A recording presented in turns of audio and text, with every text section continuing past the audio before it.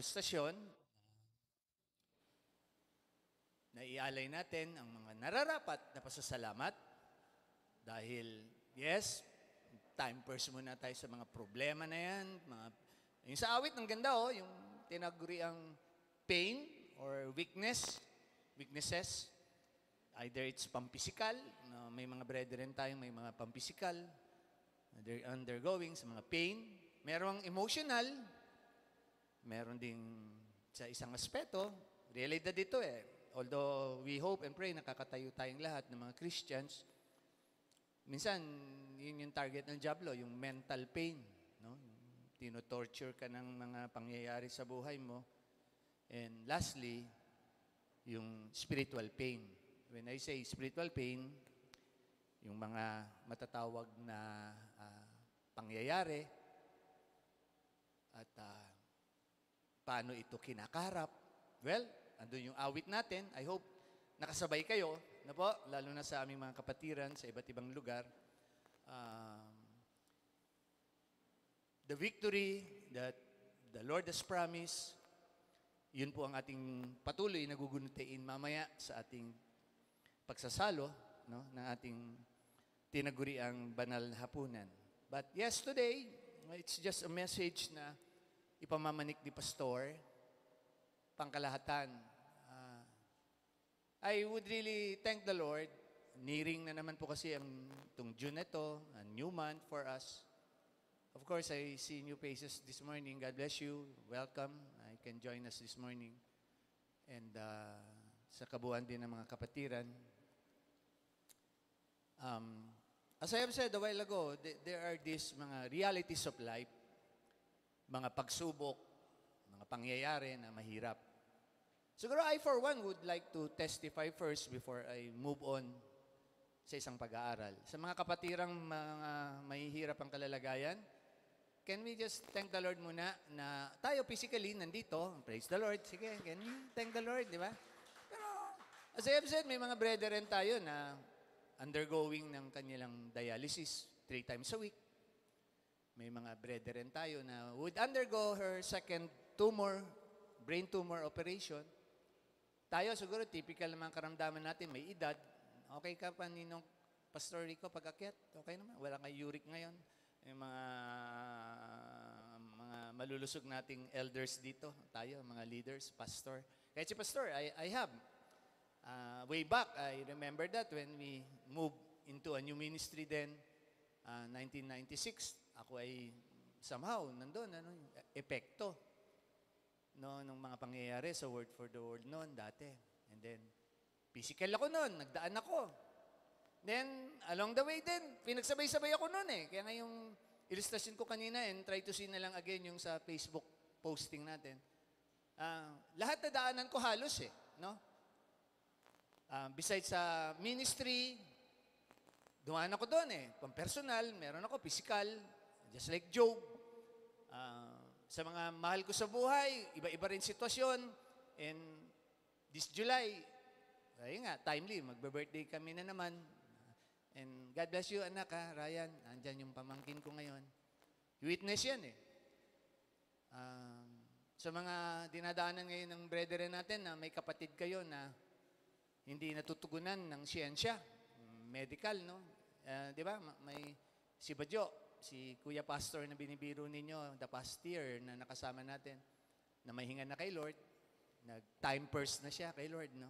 Yun nga Masarap sana nga na tayo mag-time first na rin sa mga realidad na ito ng pagsubok ng buhay, pangangailangan, etc. Kaguluhan ng mundo na nakikita na natin, transpiring, no? Sa ating patuloy na pagpapaalaala ni Pastor sa mga developments ng fulfillment ng second coming of the Lord. And here goes yung aspect na dumaan din si Pastor, kung pang-ministry naman, I stood up, alam niyo yun, way back, na siguro wala pa sa inyo na naitakwil ng magulang dahil sa pananampalataya. Pwede siguro na itatakwil tayo ng magulang dahil sa masasabi nating pagsuway natin no, sa kanilang mga kalusugan. Sa mga viewers namin po sa YouTube, we hope we can relate sa inyo ang mga realities of life na ito. There are these mga dadaanan natin as we await, kami po, no, as we await the second coming of the Lord. Kung kayo man po ay nagsasaliksik, naghahanap ng isang pag-aaral na madadagdagan kayo pang spiritual, makapagpapatatag sa inyo, makapagpapalago sa inyong pananampalataya, we hope so na makakatulong po kami sa mga katotohanan lamang po ng salita ng Diyos. These are all but pep talks na pinapasimulan ko po kasi pagpasok ko po doon sa isang katotohanan na ating pagbabatayan na salita ng Diyos, we have this, besides our songs a while ago na ating naiawit. I hope nakasabay kayo, nakarelate ba yung mga awit na yon? A new song, pinagpapagalan niya ng ating mga kamanggagawa para kayo po ay may encourage namin, no? Nakakapakinig kayo ng mga awitin na ito. And kayo din po ay sa aspeto na yon, the Lord speaks po sa iba't ibang aspeto. Kapaligiran, awit, and ngayong umaga, kahit sa mga panalangin ng mga ilang manggagawa kanina, and ngayong umaga sa ating pagsasalo ng ang kanyang salita para madagdagan nga po tayo. At sa amin naman po na nanditong mga matatanda na dapat sa pananampalataya ay mapaalalahanan, no? Ma-refresh kasi baka kailangan na.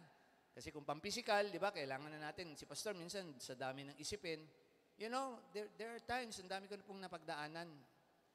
No? Sabi ko nga sa isang brethren kanina, dumadaan siya ngayon na isang kapatid niya, pangangailangan sa pampisikal. So, Sister Helen, Sister Delor, mga nagmamahal sa buhay, si Lord lang tayo aasa. Kasi, ayan yung pamangkin ko, alam niya, yung naging damdamin ko, magwa 1 year si Tita Badyo, di ba? Ray?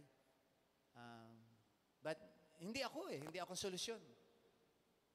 Marami akong kamag-anak, pamilya na napahamak dahil, yun nga wala sila sa Panginoon noong mga panahon na yun. And, ultimo, alam niyo yun, I stand by Psalms 27, no? Itakwil man ako ng magulang ko dahil sa pananampalataya, mayroon akong ama sa langit. And I have experienced so much. And even as of now, ongoing po yung mga experiences na yun. Sa ibang aspeto naman. No? Kaya nga, always, sinasabi ko, mga karanasan na ito ay mas nagpatatag kay pastor. But there will be times really na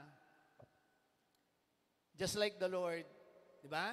The Garden of Gethsemane, when He was praying, 3 times, He asked our Father in heaven, Lord, if it's your will, di ba? Para bang, Ama, time first. Time first. Kasi, yun nga bukas mamamatay ako physically as God, of course. Sa mga doctrine na tama, at hindi doctrine ng kung ano-anong doktrina lamang. And here goes ang mga pangyayari, and mas tayo pa. At that time, God was in human body form. He was expressing until His death sa cross of Calvary. Tandaan lang po natin, nire-rejoinder ko lang. When He said, my God, why hast thou forsaken me? And there are times, meron ganyan, damdamin. Hindi aalisin yan. But I just hope and pray, again and again, Psalms 51 na binasa natin sa pasimula. There is that heart ni David na alam niya yung kanyang mga pagkakasala, pagkukulang sa Panginoon. Sa kanyang mga napatunayan na ginawa sa kanya ng Diyos. And I hope tayo rin. No? Sa panahon na meron tayo ngayon, and I'll deal with that. Let me go lang po muna sa, sabi nga, kung darapatin, Ma'am Jane, just review na lang our video. I know you're traveling now. May mga bisita din po sila. Parang nostalgia kay Dia yan, ano? Last time. Nandun ka lang, Dia, no? Last time, no? Bumabiyahe kayo nila, Ninang Jane. And Hebrews 12:27 speaks of one, again, truth na pamamanig ko sa ating lahat. Sa mga nakakapanood sa amin, hindi po para ipilit sa inyo, let the Word of God speaks for itself. Siya po yun eh. Hindi kami. Ang responsibilidad lang po natin ay panaligan to, paniwalaan, panampalatayaan. At ang outcome, yun yung pinagdiwang natin kanina, yung reason, di ba? That's why we gather together, we celebrate our salvation. Partly, part of our responsibility to gather, Hebrews 25, let us not, to meet up together. And priority ni Pastor, ever since, our vision stands, worship ang forte ng ministry na ito. But the big difference is, in holiness and truth. Marami dyan nagsasamba-sambahan. Nakakataka nga eh. Kung ano-anong paraan. No? We do not prejudge, but if you have the Holy Ghost with you, you will define ang dapat sa kalooban ng Diyos, yung mga paraan na naipapatupad, na ituturo. And of course, there are 7 churches na laging inire-reiterate ni Pastor on that concept. No? Siyempre, it's your choice eh. But kung hindi alam, kaya nga sabi ni Lord, always declared niya, my people perish for lack of vision. That vision that we are holding on, ito yung pinagagawa ni Lord sa ating ministeryo, yung pinagbubukluran. And it has been proven. I really praise God. We're on our 27th year. And ongoing tayo. And si Pastor would be on my 34th year by August. Lagi ko po yan, pinapakita yung statistics na yan. Because our God here is magnificent. No? And the ministry nakatayo dahil po sa vision, hindi dahil sa paraan ng tao, hindi sa mga programa. And I really praise God, try to see that. Dami pa nga rin nating absent, pero nagpiprepare tayo sa face-to-face back natin na ito. Wala pa tayong pinapa-walk-in na hindi natin kakilala. And we're really praying, we're planning, and napatupad yung worldwide preaching in holiness and truth. Andyan ang mga brethren natin sa iba't ibang lugar. No po? And we commit, kung kalooban pa ni Lord, habang inaantabayanan natin siya sa mga past messages ko po, please go back dun sa mga eschatology studies po namin na piniresent. Although related po tayo ngayon sa Revelation 16:15, yun po yung mangyayari sa atin sa takdang panahon. Nandun tayo, abang ibinubuhos ng Diyos yung kanyang salot sa mundong ito, matapos po yung pagsulpot ng Antikristo, no, sa Great Tribulation na yon, na na po namin ang timetable na yon. Nag-aantabay na lang po tayo ng pagsabog ng palasyo ni Hadad sa Syria at ng Iran. Anytime, pag lumipad na po ang mga airplano ng Israel, and laging binabanggit ni Pastor, just in case, pakisabi sa mga katabi, see you in heaven. Hindi kayo masabi? So, ano ba ang mga ginagawa natin sa buhay ngayong umaga? Diba? Kung ano-anong mga paraang pangtao. And our team, sa mga bisita namin at pamilya, inihahanda tayo ng Panginoon sa ating tema sa taon na ito. Patuloy. It's an ongoing preparation for His second coming. And that is why mamaya, ayan, symbolically, magsasalo tayo to really just be reminded. First Sunday, bago tayo tumahak ng isang bagong buwan natin ng Hunyo, nandun tayo na magpapahalaga sa ginawa ng Diyos sa buhay natin. At hindi tayo yung mga Kristyanuhan lang nagsasayang ng ating mga buhay. As I move on mamaya sa message, kasi nakakalungkot eh. Lagi nang din-declare ni Pastor yan eh. Dami na ngayon nadideceive. Matthew 24. Dami na kung ano-anong aral lang pinangahawakan, pero kumukontra sa katuruan ng Panginoon. 2 John 9. Anyone who runs ahead and does not continue with the teachings of Christ does not have God. Ang liwanag po nun. No? Kung ano-anong katuruan ng Mark 10, Mark 7, teachings of men, katuruang pantao, mga pamahiin, sabi sa Timoteo, mga old wives' tales, superstitious beliefs. And minsan nakakalungkot, kahit sa loob ng churches, kung ano-anong makikita mong ginagawang mga para-paraan eh. Nakakalungkot ngayon eh, yung mga aspect ng mga, ang very clear lang sa Bible, tithes and offerings eh. Eh yung iba may kung ano-anong ginagawa. Seed paid, pledge, mga solicitation. Alam nyo, wala kayong makikitang ganun sa Bible eh. Tithes and offerings meron. Yun lang po eh. Dapat, sabi ko sa inyo last Sunday, spirit sense, hindi na common sense. Maraming nalilin lang kasi hindi sila gabay ng Holy Spirit eh. Ha? And kung gabay man, pinapaalalahanan man, ang nasusunod pa rin, yung sabi ko sa inyo, yung carnal heart, yung self-will, ang gusto pa rin na masunod. Instead that the Word of God masunod. Masubok ba? No? Na totoo ang salita ng Diyos sa ating mga buhay. Ito ay nakakapagpabago, ito ay nagpapaunawa ng mga dapat na nais ng Diyos sa ating mga buhay. And today, yes, bakit ko ginabanggit ito? As a pep talk sa ating bagong buwan, reality stands. Abalahin tayo ng dyablo, dami niyang paraan, no? Yung parable of the sower na yan. Kaya kung mahina ang pundasyon mo, hindi ka naitanim sa tamang lupa, puso, may mga posibleng mangyari. Pwede kang maagaw, pwede kang ma-choke, no? And nakakataka nga, kasi si Pastor, naniniwala ako eh. If you have the Holy Spirit, you will grow in the faith. Sabi ng Galatians 5. Bubunga ka eh, bubunga ka. Hindi ka mababansot o hindi ka malilinlang. But yun nga ang problema, pag umiral na ang mga naisin sa puso, reality would really happen. Iba-ibang ilustrasyon pwedeng gamitin ni Pastor, yung mga aking mga pinagdaanan. And I stand before you today, this morning, kahit sa mga kapatid na naririto ngayong umaga. My joy to see you again.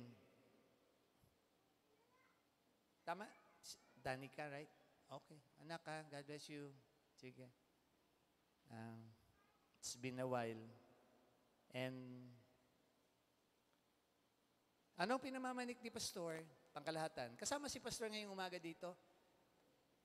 I stand here, I'm not super pastor na maghuhubad dito. Tapos may nakalagay ditong P na malaki. Di ba? Hindi.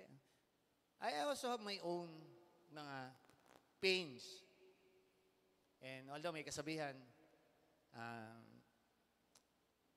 without pain, there is no gain. Sabi nga mismo ni Pablo. But how can we stand up sa mga pangyayari na ito? And I hope this morning, pakisabi sa mga katabi, sa inyong mga tahanan, pakisabi, minsan pa. Pakisabi nga, minsan pa. Kaya ngayon yung hashtag ni Pastor, the past days. Minsan pa. Let me, sabi nga, expound more about this word. Of course, it has been a saying, right? Lagi. Andiyan yung word na minsan. Di ba? Madalas gamitin yung word na minsan. And kung sa Tagalog, English-Tagalog Bible, ito ang mga ilang bagay na nagpapatungkol dito. Yung aspeto ng binabanggit dito,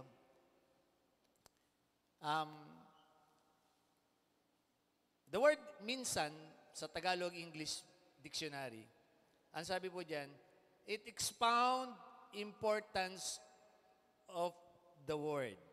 No? It's an adverb. And sabi dyan, yung word na minsan sa English ay once. O-N-C-E. once. No? Pag tinignan niyo yan sa Tagalog-English dictionary ninyo. Mag-word study muna po tayo ha, para mas mai-relate ko ang ating key verse, key chapter, Hebrews 12:27. Another aspect ng paggamit ng word na once, there's that it differ from the other word na once or tiniterm na formerly or dati. No?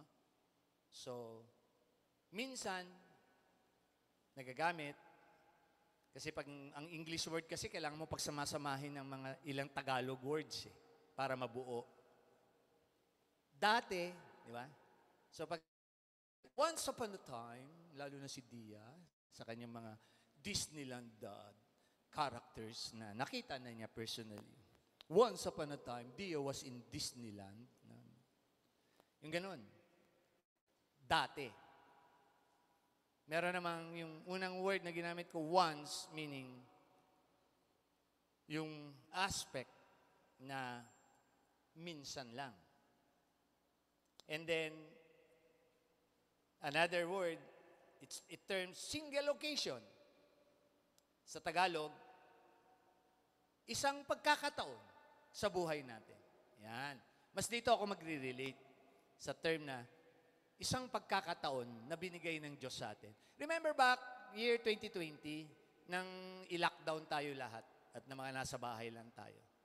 Ang lagi ko lang sabi sa atin sa FB Live natin, sa Zoom natin noon, kung ibibigay pa ng Panginoon, muli ang isang pagkakataon sa sangkatauhan. Di ba? And here we are now. Nandito tayo, nakaraos tayo, walang napahamak. Although, meron tayo ditong, kung sa movie, blockbuster siya. Siya ang $1 million COVID, woman natin dito. Kasi kung merong $1 million man, meron tayong $1 million COVID woman dito. Kilala nyo na yun, si Ma'am Joycey. No? Nakaraos sa muntik-muntikanan na pangyayari. But you can see her kanina dito, di po ba? Nandyan siya. So, Ate Dolores, Sister Helen, although marami na rin akong mga brethren na nagpahinga na kay Lord, nag-time first na. Ang sabi nga namin ni Brother Joey kanina, we praise God kasi sila nag-define sa akin eh. I continue to pray for Sister Helen kasi may posting siya na pagod na siya. Ang hirap talaga nun, dinadialysis ka 3 times a week. Without, praise God lang, with resources ng company pa rin niya, medical niya. Pero, other than that, wala siyang ibang resources. Ate Dolores, 3 weeks na nakakumpine, sir, no? Ganun pala daw pag government, waiting ka. So, we pray for the good result ng MRI anytime. Andyan po kami. We're praying, makakaraos po. Si Ate Dolores, ang ganda ng sabi niya eh. Ano man mangyari sa akin, Pastor? Yung typical, yung mga dating brethren na nagpahinga na kay Lord. Kanya nang pinagkakatiwala ang sarili niya sa Panginoon. Ngayong umaga, tayo po lahat ay may lakas pa, may kalusugan pa. No? Saan kaya po natin ginagamit pa ang ating mga buhay ngayong umaga? And I would like to relate that dito sa word na minsan pa. Try to see yung aspeto na nangyari. I know, mamaya na lang si Ma'am Jane sa posting. In Genesis 18:32, paki-note nyo na lang sa inyong mga, kung saan kayo nagno-note sa inyong cellphone o sa Bible. In Genesis 18:32, here Abraham was negotiating with God. Di ba? Lord, kung may ganito, may 50, pababa. Hanggang sa huli, Lord, kung may 10. And ano sabi ni Abraham doon? Once more, kung may 10, Lord, gugunawin mo ba ang Sodom and Gomorrah? And this morning, gusto ko i-relate itong mga truth na ito ha. Namamanik si Abraham. And I relate to this Kailangan kong maranasan as your pastor, yung mga pampamilyang problema. No? Yung puso na, although OA na yun si ano nun, yung mga ginagaya nga yan ng maraming mga missionary. Merong isang sumikat na sinasabi niya, Lord, give me ganon, yung lugar na yun, or I will die. Alam niyo, hindi niyo para ganunin ng Diyos. Give me China and I will die, or I will die, kung hindi ibibigay ni Lord. Alam niyo, may mga ipapaunawa ako sa mga doktrina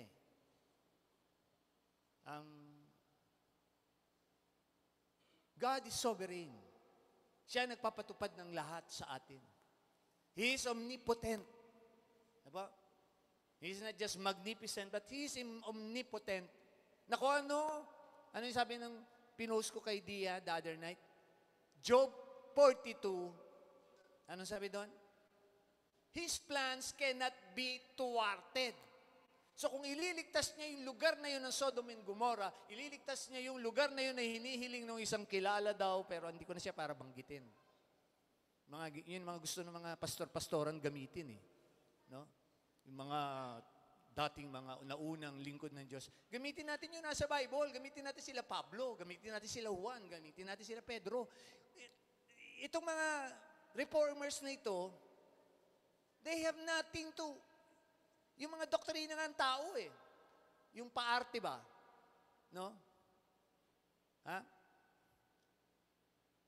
Alam ni Lord ang laman ng puso natin. Hindi natin, patitigilin ko bagyo. Kasi sabi ni Ma'am Joyce, may kasunod daw na bagyong, yung agahon ba yun? Ano yung susunod na bagyo, Ma'am Joyce? We do not have the right, mga kapatid. We can pray. Lord, pray. Lord, iligtas mo naman. Pero, give me China, give me or I die. Challenge mo si Lord. Baka nga mamatay ka. Physically. You see, yung term ko ngayon, hindi na common sense spirit sense. Kung may Holy Spirit ka, alam mo yung Bible, hindi ka pwedeng malinlang. Diba? And marami nga ngayon nalilinlang. And here goes, Abraham at that time, alam niya na manhik lang siya. Once more, di ba? Sige, basahin niyo Genesis 18. Ano sabi niyo doon? Lord, once more, kung may 10, gugunawin mo ba ang Sodom and Gomorrah? Pero walang OA si Abraham dyan. Na Lord, give me Sodom and Gomorrah or I will die. Yung mga ganung mga aral, kopya-kopya, internet. Sorry po sa mga YouTube namin. You have my number there, you have our address, email. If you want to share with Pastor Ed, I can share to you the biblical mga principles na dapat. Of course, with due respect sa inyong paniniwala. And here goes also another character of the Bible, si Elihu. Kilala niyo si Elihu? Sino may kilala kay Elihu? Yung kapitbahay niyo ba siya? Si Elihu? Sino nakakilala kay Elihu?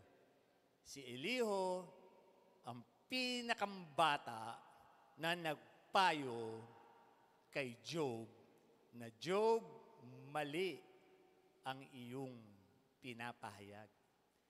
Na kayong tatlong mga kalatotoong kaibigan, mali ang inyong pinapahayag. Because in Job 33:12 to 14. Kasi na ko na po. Ay 33:12 to 14. He declares there. Anong sabi doon? Anong sabi ni Job? Ine-echo yan mamaya ni David. Anong sabi doon? Puntahan lang natin saglit para puntahan niyo po sa inyong mga Bible. Gusto ko lang to tignan natin Job 33, ang sabi nga po dyan, sa isang napakagandang pagpapahayag. 12. Ayan. Sabi po dyan, but I tell you, in this you are not right. Di ba? For God, verse 12, is greater than man. No? And then, tuloy natin, 13, etc. Ano po? And kaugnay yung 12 na yan, nakaka-bless dahil, of course, may gusto lang akong patunayan na napakahalagang aspeto pa ng verse na yan from verse 12. Ha? Why do you complain to Him that He answers none of man's words? 14, for God does speak now one way, now another, though man may not perceive it. For His ways are higher than His ways. Isaiah 55:8. Deuteronomy 29:29. The secrets of God na mininsahe ko the last time. Wala po tayong wala tayong karapatan. Kaya nga sa mga dumadaan sa ganoon pong damdamin na Lord, ayaw ko na. Time first na, Lord. Pagod na ako. Lord, ganito. Bakit ganun? Bakit sila ganun? Bakit sila ganun? You know, as your pastor, I have my highest level din ng aking mga karanasan. Pampamilya, pang-ministry, and ongoing po yun. As the leaders, knows ang katatayuan ng inyong pastor. But you don't see Pastor Ed sa aspeto na para magpaawa sa inyo. Always, ang hiling ni Pastor sa inyo, prayers. Prayers, na po. And, klaro po no? Now, David, the same. Ineko niya po ito sa Psalm 62. Try to see lang po natin itong Psalm 62:11. No? Para idagdag lang natin to sa mga trivia na pwedeng panghawakan natin. Na sa panahon na tayo ay may mahihirap or pagod na tayo, ito ang maging dahilan ng patuloy nating paghahanda. Verse 11. Anong sabi po sa verse 11? Napakaganda din po. Once more, God has spoken. Di ba? One thing God has spoken. Two things have I heard. That you, O God, are strong. And that you, O Lord, are loving. Surely, you will reward each person according to what he has done. Well, someday, pagharap natin sa tinagurian 2 Corinthians 5, yun sa seat of Christ. Tandaan nyo ang totoong Christian, ang judgment natin, rewards. Okay? Yung mga unbelievers, at saka yung mga may sin that leads to death, ang judgment nila doon sa lake of fire. So, kahit papano, kahit tayo ay sa level natin, at laging dinideclare ni Pastor, walang perfect Christian. Pinoprocess tayo ni Lord from glory to glory. Kaya nga, nandun yung issue ni Pastor ngayong umaga, meron akong gusto lang idiin. Kasi sabi nga po nito ngayon, sa aspeto ng katotohanan na ito, no? Hebrews 12:27.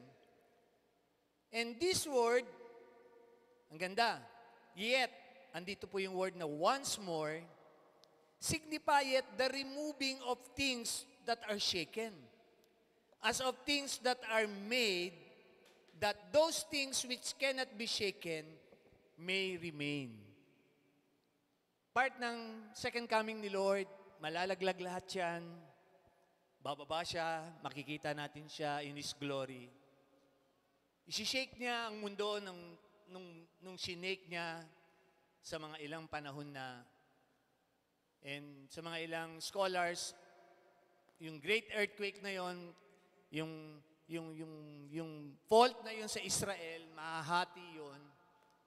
And it will really signify the coming of the Lord. Now, si Pastor, bakit inuugnay ang mga pangyayaring ito? Kasi ganyan po ang Bible, no? Lalo na sa mga nag-aaral naming bagong kapatiran. In context po yan dapat.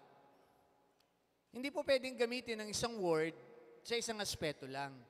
Kaya nga yung word na love, masyadong nabibilasa na. Yung love nila, ang unawa nila sa love, one-sided. Nakukonsinti ang mga kasalanan nila. Well, yes, God is love, pero God also is a God of wrath, discipline. Huwag niyong titignan lagi, one side lang. Pag sinabing one side ka lang, extreme ka sa kaalaman mo. Dapat yon, yung lagi ko pinapaunawa, yung idea ng word na systematic theology. Yes, lahat may theology. Lahat may kaalaman sila about the study of God. Ang tanong ko, nasa sistema ba? Systematic ba ang kanilang mga kaalaman? Yan po ang Biblia.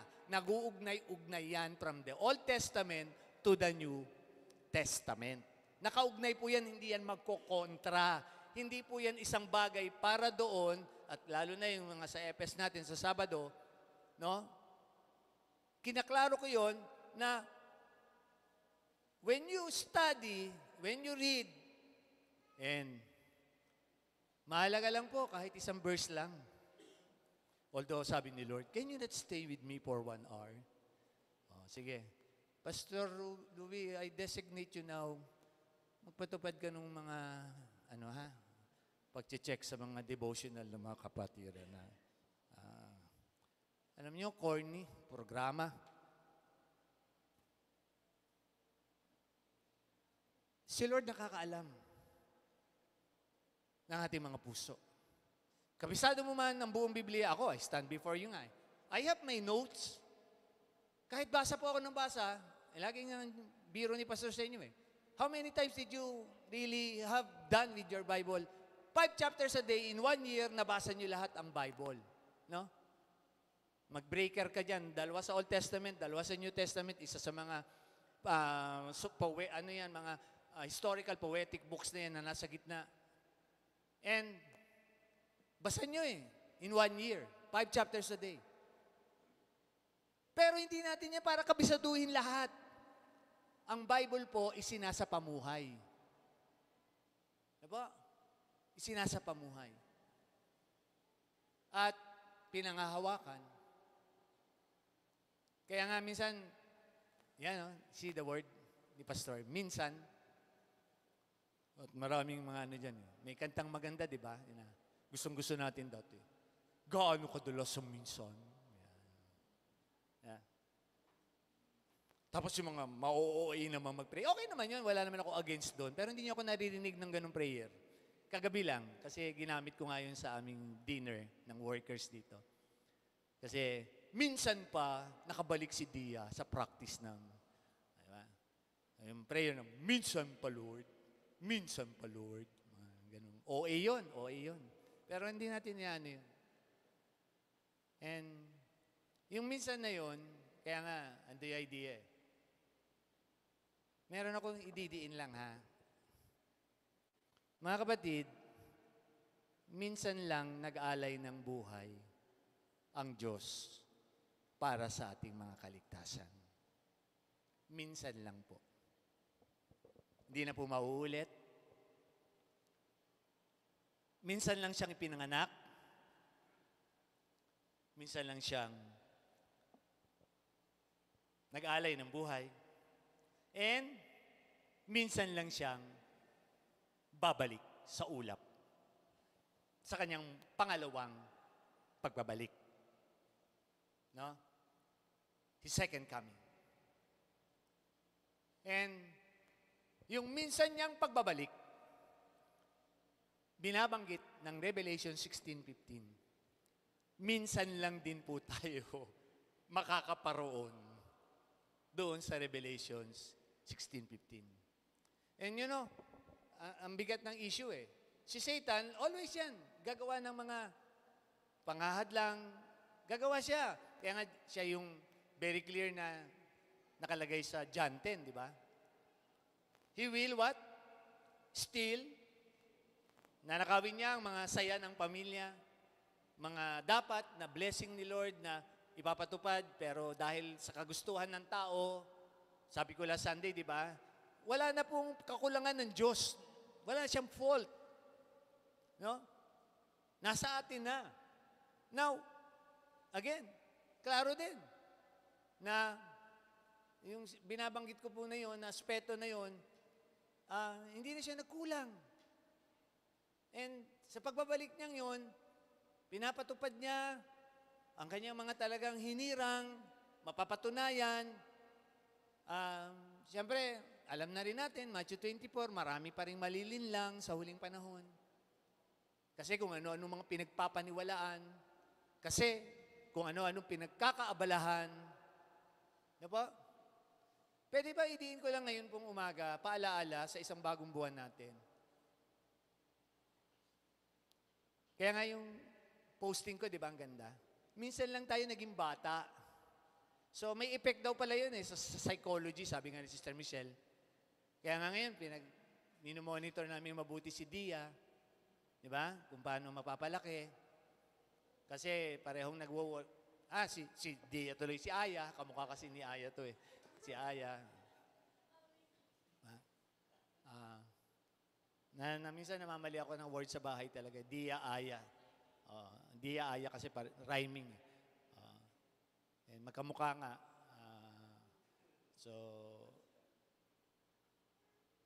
Praying kami, di ba? Kung ano may input. Si Sister Michelle sa education, tinuturuan niya si Aya. At ang kwento nga ni Eunice, bata pa yan. Kasi tinuturuan na ni Sister Michelle ng kung ano-ano eh. Yung blessing na gano'n, na nagagampanan pa namin. And totoo po yun. No? And lagi binabanggit ni Sister Michelle yun. Paano siya magiging summa cum laude kung hindi ko tuturuan ngayon pa lang? Kung ano-ano nang tinuturo mga high level. No? And sa akin naman, okay na yun. Liban doon sa mga tinuturong praise Jesus, pipray bago kumain. Alam niya na lahat yun. Okay na yun. Done deal yun. Pero, alam niyo, inaalala niyo yung dati kong ginagamit na ilustrasyon. Kung anong magulang, kung botangero ang magulang, botangero ang anak. Di ba? Yung mga wala sa Panginoon. Yun. Yun yung buhay nun. Liban na lang magpa-positive side yung effect sa anak. Yung sa psychology na tinatawag. No? I for one, isang bagay yung pinangawakan ko. Hindi ko yung kinakahiya, Ryan, ha? Di ba, Ryan, nakita ko si lolo nyo, babaero nun. Nakita ko ang mami ko, iyak ng iyak. Lahat na ng ribulto, niluhuran ng mami ko. Kaya yung mami ko, yung tuhod nun, talagang paltos-paltos. Tuwa effect.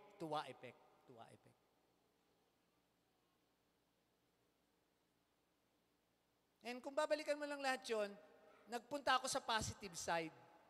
Totoo po yun. And ang naging declaration ko, hindi ito mararanasan ng aking asawa.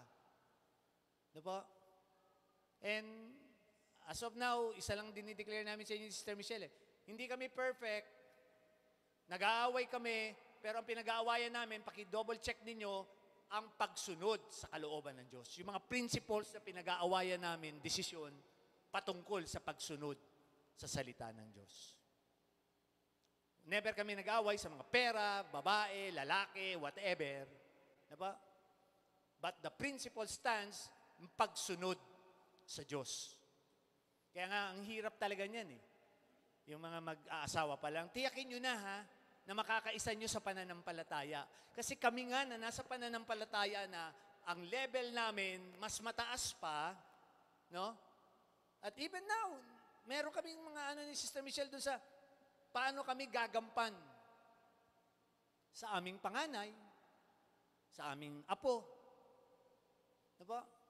Ano yung mga dapat maipatupad na kalooban ng Diyos. Lahat yan. Nandyan po yan. Ha? And very clear yan. Si Dia, alam niya yan. Ang mga pinapipray namin sa kanyang tatahakin, hindi namin siya mapapakialaman na abroad. Sige, go ahead. Ayan na yung potential mo. Paano ministry? Paano paglilingkod? Diba? Pero, adapt siya nila Pastor Bong doon, na worker. Pero, andun lahat yan. Ha? And, knowing lang, sorry, nang mamanik ako sa mga anak-anak, kung mga magulang nyo ay godly, pasakop kayo because that is the line of authority.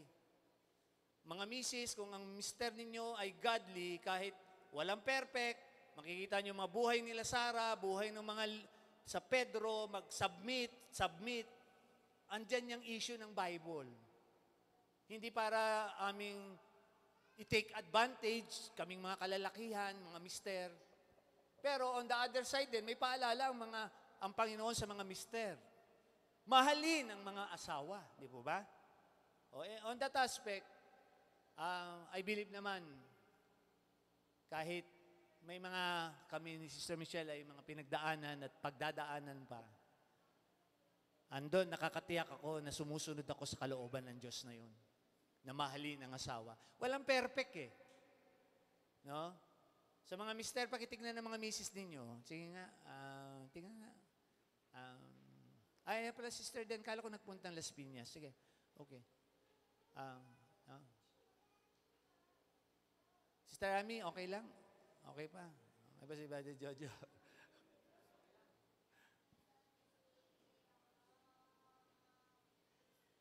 Si Ma'am Je, sa Isabela. Ma'am Je, solo ka ngayon dyan. Sige lang. And